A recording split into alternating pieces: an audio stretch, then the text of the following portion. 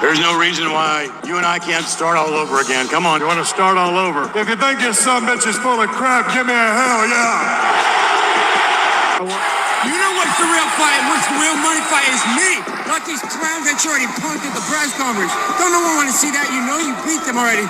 That's the easy fight. You want that real shit right here. To show you something. Is that right?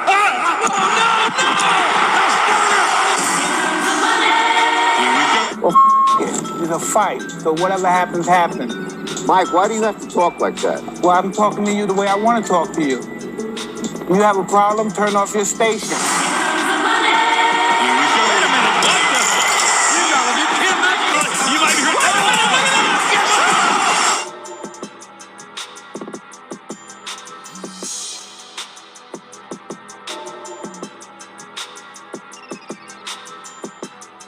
I did that video on YouTube views. I've done it on single prices. It's like, why would that not be next? Maybe. I mean, my answer to that is always, when's the last time a casino went out of business? You're competing with casinos. You're not a casino yet. Okay. Yeah, the difference here is there's sentimental value. There's numbers are on your side as well. I mean, numbers are on your side. The business right now, I'm taking more of a hot take. Reality is you're right. I'm trying to predict the future. So here's what I would say. And again, I'm a breaker. That's not my biggest form of income by any means anymore. So I guess my thing is this. The biggest company with all the money and licensing is huge into breaking, Fanatics and Tops. They're promoting it. They have a 20-year deal. I don't think guys like that let these things fail.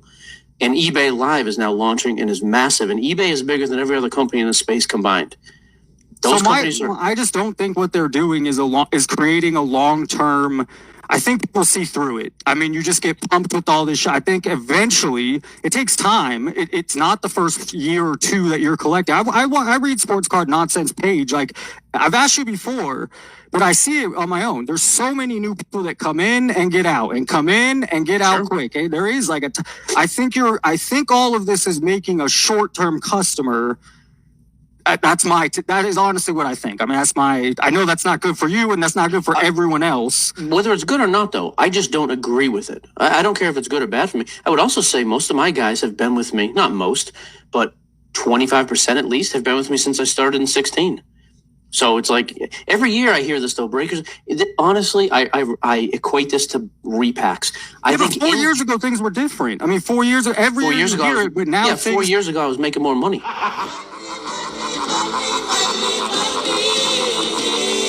That's what was different. But 4 years before that, I was making less money. Always profitable.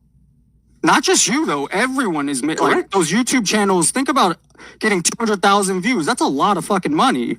I don't think the money's that big on views. If you look at that, there's not a ton of money. Well, I mean, I know how much money I get with 3,000 views. So if you bump that up to 200,000 views, I'm pretty happy. That's a lot of money. Now, if you're starting hiring cameramen and makeup people and, it's like... Then it's more, I don't know, Jeff was wearing makeup at the National. People called it out. I think he's right. I think they're right. Let me ask you. One reason why Ultramodern's going to, I think you kind of just did, but say it one more time, stamp it. Give me one reason I'm wrong. Ultramodern's going to work out.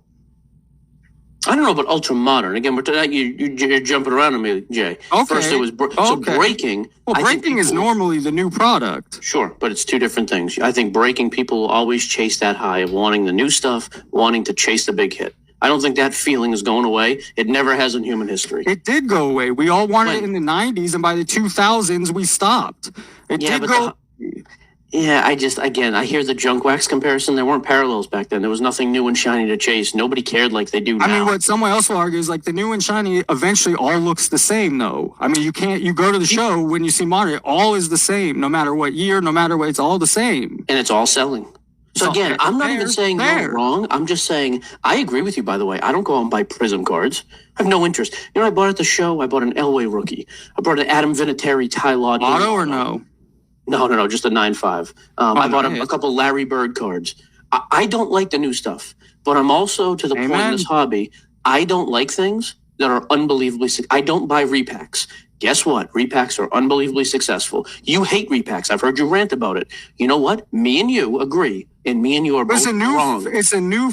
I mean, we're wrong. we don't like it because once the sales pitch is gone, once the bullshit is gone, we know it's no good. Maybe other people know that.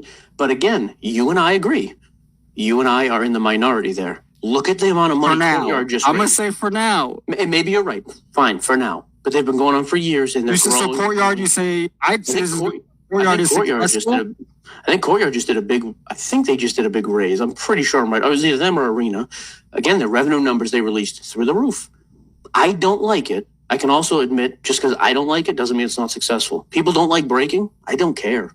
Well, I also just don't know if the future. We'll see. I mean, time will tell. Maybe, I'll give breaking more credit at lasting than mystery packs. Mystery packs was done before. I think people end up realizing it's not a long-term option. Not when you could put your money in a million places to gamble. When you receive 3 terrible mystery packs that, like, I don't know. Anyways, I want to ask a different question. You see these people more.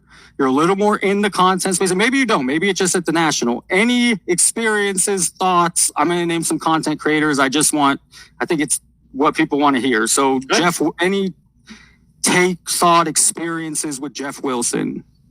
Same as I've always said. I hate his content. I think he's a good human. Like I always say, if he was trapped in an elevator with my wife, I'd have no fear for her safety. I think he's a good person. I hate his content. And he knows that. I think that's fair. We've had it out a few times. Do you think he knows? So he believes in the product like you, where I feel like he's shilling. Oh, no. I think he's shilling. I don't think he's like me. Oh, okay. There's plenty of stuff I think are garbage. Hey, there's a ton of stuff I think is trash. This is why you're at least honest. Dude, there's products we don't break because I think it's garbage. And that includes Topps products at times. You said you mainly break baseball, I think. Yeah, we have a baseball crowd. I like baseball. I think the return is much better. Yeah, but no, I think Jeff is a used car salesman, and I don't like his content. I think he's a good person. He's never done anything to slight me, and he's never badmouthed me. He's never come after me personally. I have no issue with him as a person. I don't like his content. Ryan, card collector too. Dude, I'll tell you right now, Ryan. Me and him have a kid almost the same age, and we both had some. Whatever. We have some of the same experiences. Ryan was super gracious with me and always has been. His content is not for me. I don't like his content. Shilling or not shilling? I mean, he's a salesman. Yeah. Like he promotes his product. I don't think he does it like Jeff does. But again, I think Ryan's like one of the most genuine dudes in here. Any interaction with Pac-Man? I don't think I've ever met him. No. Where were those guys? Is there a place upstairs they were just doing their stuff? Or I never saw either of them on the bar. I was there 3 days. I saw a lot of people. I mean, I was only there, small sample size. Yeah, I didn't see Ryan or Pac-Man, but I don't know Pac-Man at all. With the hotels shutting down, was that? I hear they have a deal with the national, like the board, but I don't know. Also, I think the hotels just don't want a bunch of smelly teenagers on the floor in their lobby. Or even like a restaurants were like Fanatics sponsored and stuff. Mm-hmm. So I mean, that's a huge money. That's a huge money maker for that area of the city. I think they say, hey, what you don't want people dealing outside of. They want to concentrate everything in that building. Cool, we'll abide by that because we're making. I disagree. I think it's for content. I think it's for they want more eyes on it, and it's better if what's happening is there. Correct. I don't disagree. I'm saying the same thing. Okay. I don't want 10 trade nights. I want the main sponsored one that if we're the national that we're paying for. How about everyone else? Who cares? I don't think that's what other people want. I think that's what you guys want. Yeah, you're right. I want everybody to be at my trade night. Correct. I want everything else shut down. Yes, you're absolutely right. What do you want me to say? No, I want you to go. I'm so glad you're honest. I'm so glad you're honest. But that is bullshit. I mean, let me say that. I'll go a little hard. That's like what recently ESPN did a deal with NFL and and WWE is now going to be with ESPN Plus. It costs $30 instead of $8. I'm not paying. Like, what's getting people are. It's not good. Like, I don't know. Everything's money. You got to make money. This has nothing to do with money. The trade night was free, so no. And guess what? Why can't people do trade nights other places? Because that's hey, maybe they want to go nuts. I just know the National brings all that money to that area of the city. They get to call the shots, and if you want to do it, go do it. I'll even push back. That's like a very good what's the word where you convention. Like, I don't think the National's the only convention going. I think they have I think they have car conventions. That building does tons of business. It's not just the card show. Sure, but it's still a huge revenue maker for the city. And if they get to make the rules that week, That's a capitalistic view. I don't so fault. lame. Do I so think you nailed it? They get to make the rules that week on correct? Same way, like in cards. same way in my Facebook group, though. People are like, oh, you got this huge community. You won't let us buy, sell, or trade. I can't promote my stuff. No, it's for me. I built it. I'm gonna benefit from it. I'm sorry. Like I know people. Well, you're chanting that grew because of it. No one, if it's flooded with that, it wouldn't work. It wouldn't have worked if it was flooded with that. I think that's the same principle. If you just have 30 different small, stupid trade shows, I don't think it's as good as one. I don't want to go to the big trade one. Not that I'm going to anybody. Not that I'm going anywhere. Here's the problem with you anyways, though. I like you, and you know this as a person. You're another one, though. Your content the last week, I think you've been faking it. At the moment, I'm doing interviews with journalists. Sorry, I am a journalist. All right. You journalist? I really do. Fake? Wait, go. Faking what? Yeah, because everything. I love it. Well, the Nothing national, I faked. all the people. I just think you're really playing up how bad it was. It's like, dude, you know there's 100,000 people in the room. You can't go there, and then your complaint be there's too many people. I think they're being sold. I do know, but I think they're all going to be out in 5 years. It's not sustainable. There's 14-year-old kids that watch Jeff Wilson and Pac-Man and think that's what it is. They're not going to be collecting at 22. Like they're just not. I know that breaks a bubble for you guys, but like I think you're wrong. There's a product there that's not sustainably collected. Those values go down. People lose money. Oh yeah, let's stay in something where I just lost $300. No, dude, they're going to leave. You say that. We'll see. Hasn't happened yet. But I didn't fake anything. And by the way, the national content was really hard because I did that in a day. You know, I did that all on the spot. I just thought you were playing up the negative. Like even the whole thing about the influencers everywhere. The influencers are 1% of that show, and they're trolling that was more funny. That was it's funny. fake. Okay, That was I'm glad to hear that. sure. I'm glad because that's not true. Like you can go to that show and not see a camera. And Oh, of course. But it's still hilarious. You don't kind of cringe. You don't kind of roll your eyes. You're not doing it. We had a camera with us. We just do it different. If I'm making deals, I don't count money on front of cars, blah, blah, blah. Never. You'll never see me do that. I'll do my recap at home in private. I also, though, don't walk around with money like that. Like, if I have money like that, that's the content. It's all bullcrap. I agree. Total cringeworthy. Garbage. 100%. 3 criticisms. Those are my own. I thought you were overly whiny about the crowds. I thought the influencer thing you played up, and it's a small piece of it, but that's fine. You addressed it. What crowds? I said it wasn't crowded. It was mobbed. You're out of your mind. Well, I showed it was. I said the upstairs, if it was like the upstairs. I mean, I said if it was like the upstairs, I wouldn't like it. You could spend a time at a booth. I was able to sit. It was, sure. But it's like when I go to Front Row Card Show, there's per booth. I don't know. It felt like I had time to sit and relax and look at stuff, and I wasn't rushed. Were you there Friday at all? All day. I wasn't there Saturday or Sunday. All day Friday. Whole day. Saturday was honestly, dude, I left the floor at 10 I believe a.m. it, but Saturday was mobbed. Friday was definitely busier than Thursday and Wednesday. Oh, 100%. Yeah. But you got to remember, too, that's hundreds of thousands of square feet, and there was like 2,500 booths. So, there's a few people. There was a lot of people. It was like 130,000. I didn't realize I downplayed the crowd. I didn't think I did. What were your other 2 criticisms? The influencer thing, I thought you talked up a little bit. But like you said, you were trolling. I'm good with that. I think it's cringeworthy, too. I just don't think it's a big thing. You can walk by. You just walk by and snicker. Like my dad was. Did you meet my dad? I don't know if I did. Dude, he'd walk by and be like, who's this moron with a camera? Exactly, bro. And just keep walking. But here's the thing. Hilarious. The reason I show that is I never knew what it looked like. I was never there seeing it. So I don't think a lot of the viewers are in on that. Dude, they don't know how stupid it looks. Here's how it is. Dude, just found this Jaden Daniels. Unbelievable. Look at this card. And then the camera goes off. Like, all right, where are we going next? What are we doing? Is it lunchtime? It's crazy how fake it is. 100%. Third criticism. I like it. I like it. I don't remember if this was you or not. I got some crap on my reaction to Tom Brady. I will just say this. I have said forever. Not me. Go ahead, though. There's 2 people I'll fanboy over. Simmons is a childhood hero. Boston guy, writer, 30 for 30, Grantland. He was my guy forever. Getting to work with him was literally like a dream for me. I don't care. And Brady's the one athlete. I've met a ton of other famous athletes, actors, whatever. Don't care. Normal people conversation. People are like, oh, he's starstruck. Yes. And I will say this. If there's not one person in your life you could meet and be starstruck, I think you're dead inside. Not one person you can get super Tom fucking Brady. I saw him. I was very lucky the guy next to me yelled at him, and Brady, I was this great content. I saw that. Dude, that was a highlight of my trip. Highlight of the trip. And by the way, that was totally off the cuff. We interviewed Mahan and Ruben that morning. As soon as the camera's off, I was like, yeah, we're bringing Brady. I was like, guys, how do I get to meet him? But they have 8 kids lined up. 8 kids to make it look good. They had the parents get out of the way. That's why I had a front row thing because they made the parents move. They just wanted the kids in the shot. It's so disgusting. Tom Brady doesn't give a fuck about cards. See, that's another thing you're wrong. If you talk to the guys at PSA, he's dropped off thousands of cards from his childhood, and they're still going through his collection. He's been collecting his whole life. Yeah, now, well, oh, God, he's a little late. Well, he was playing football. No, I mean, price-wise is quite should have done. Prices keep going down. His prices are just going to keep going down. Fine, then he's getting into the wrong time. So what? But if he was just here to pump and dump and do all that crap, why would he get it at the worst possible time? I'm telling you, the guy's just a collector. He talked to Okay, let me ask you. Okay, to finish. Spoiled documentary. How about you have more insight than me. I listened to your podcast with Mike Mahan and Michael Rubin. They were more competent than I thought. Obviously, fucking Rubin can talk. He didn't get there by no chance. The dude can talk. What vibes do you get? What's your, what do you get from them? Oh, this is where you and your stupid audience can kill me, and I don't care. Mahan has gone out of his way to be crazy nice with us. The Brady thing happened because of Mahan. Yep, that's right. Blowing smoke, shilling, whatever you want to call it. We called him while we were in line, not far from you. He's like, but it's good for him.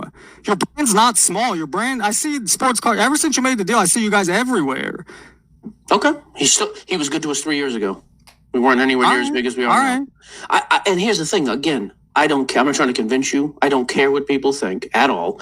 Especially now, we get the bigger brand and more money now. I could give two craps what people on the internet think.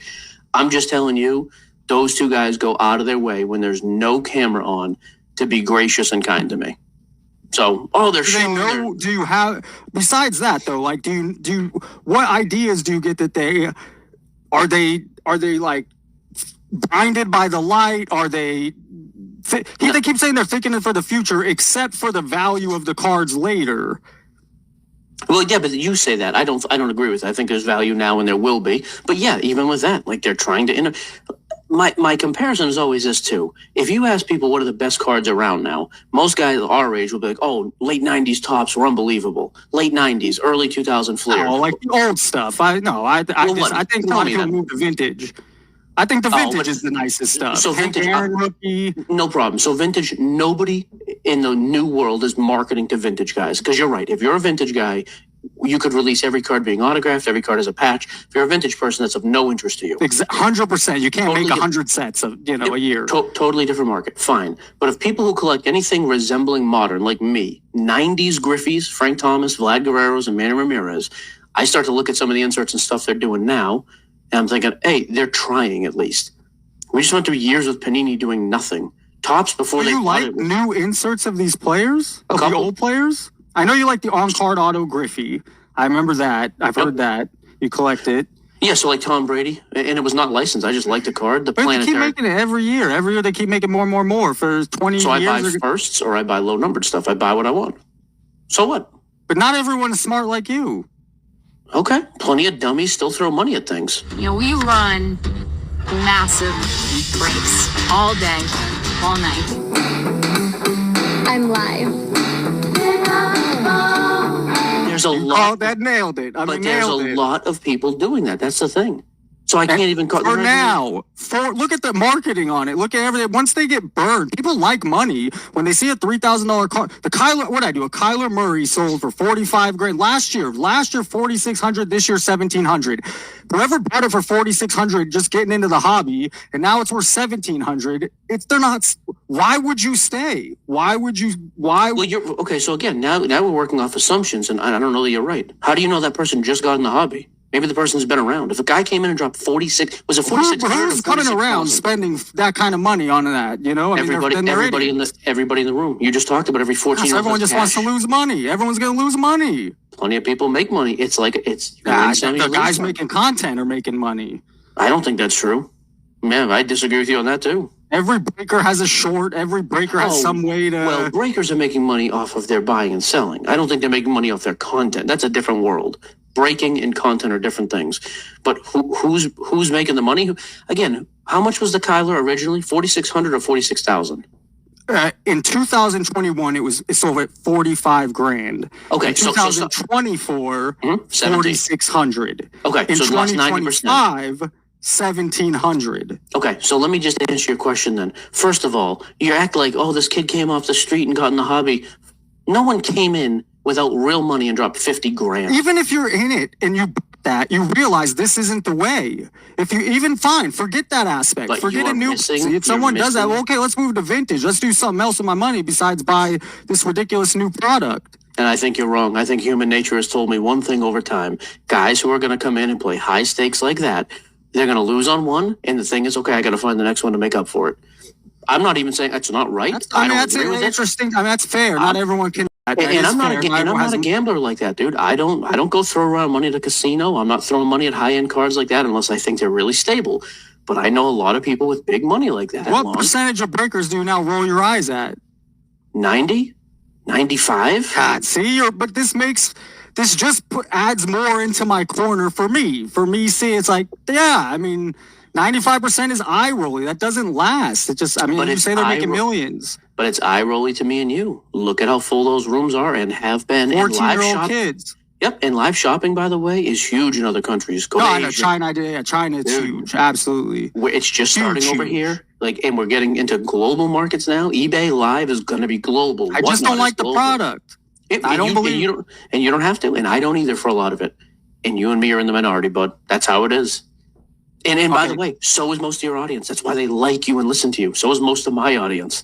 I'm at a point in my life where I can say, I don't like this. 6-7 years ago, I was ranting about crypto. This is made up money. This is stupid. Nobody knows what this is. And I was like, this is ridiculous. And most people were like that I knew.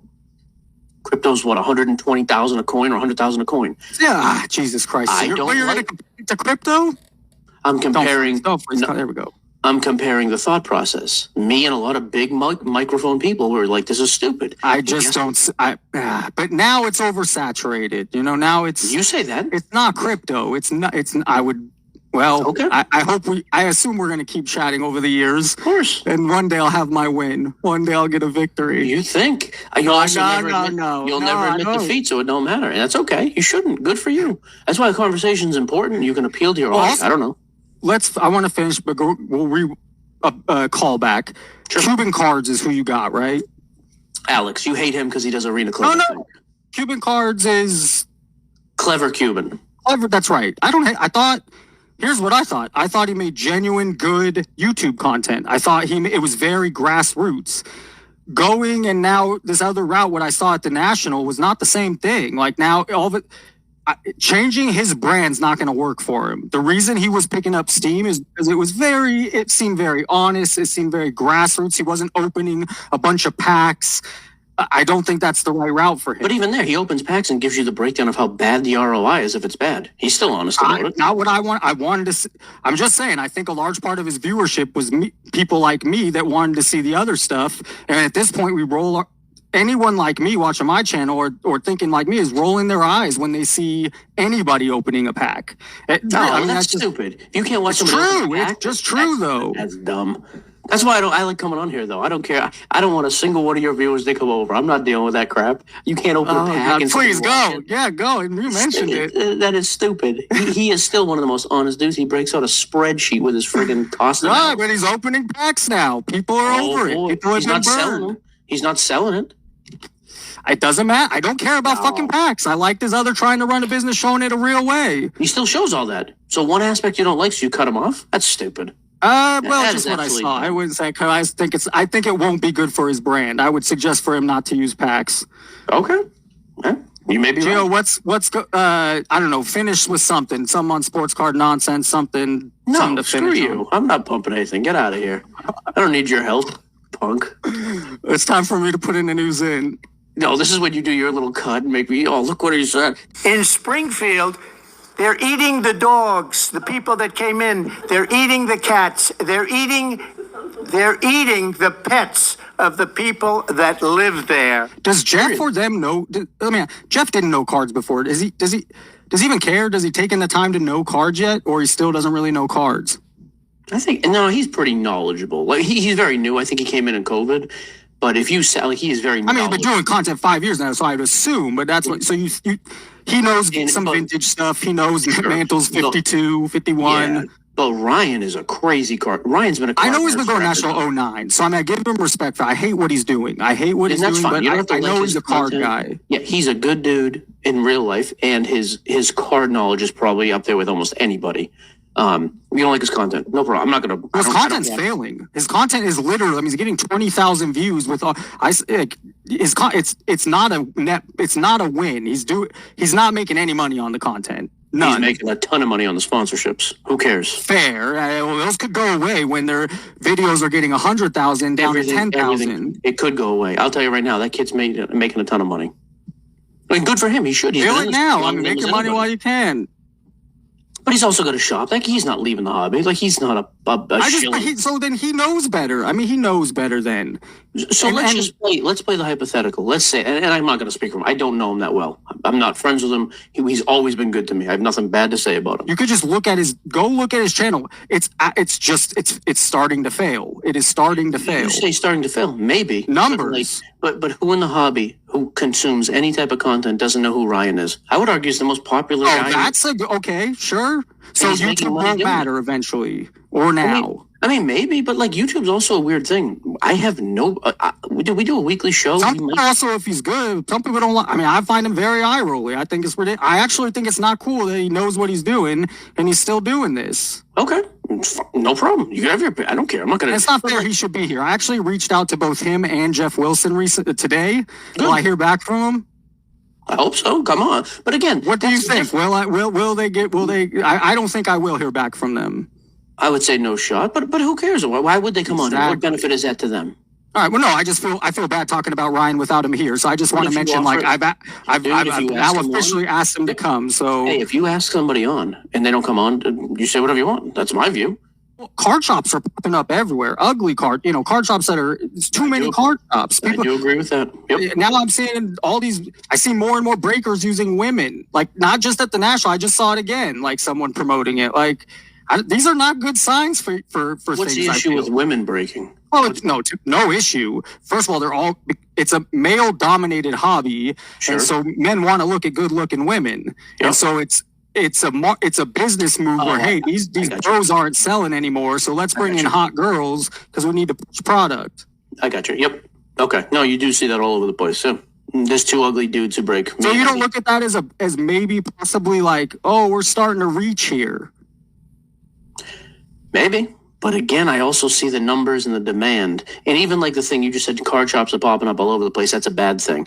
It's making for a more competitive space, but that many more people are throwing real money into this.